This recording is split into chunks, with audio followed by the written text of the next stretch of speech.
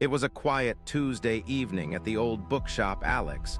The sole clerk was sorting through dusty tomes, enjoying the peace that usually settled after rush hour.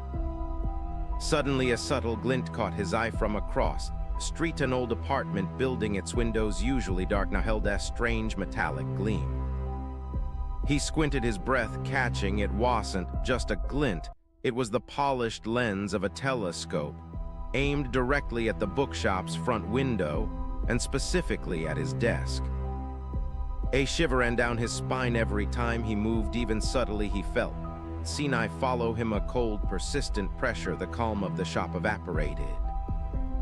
He set his phone to record, positioning it discreetly. Later, reviewing the footage, he watched the telescope slow, deliberate movements tracking his every step.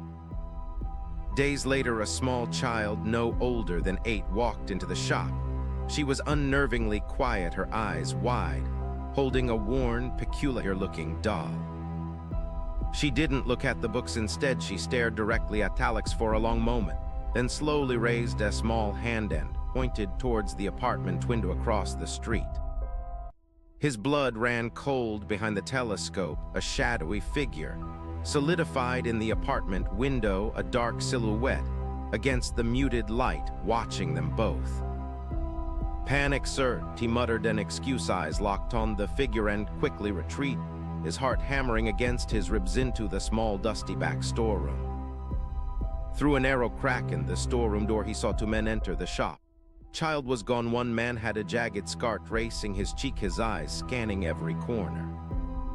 They didn't browse, their movements were purposeful, like hunters searching for prey. Their eyes darted, assessing, measuring the empty aisles with a chilling intensity. He strained to listen. Hushed, gravelly voices carried fragments like target acquired, and not alone. His blood ran cold. They were talking about him. A heavy silence fell, then slow footsteps approached.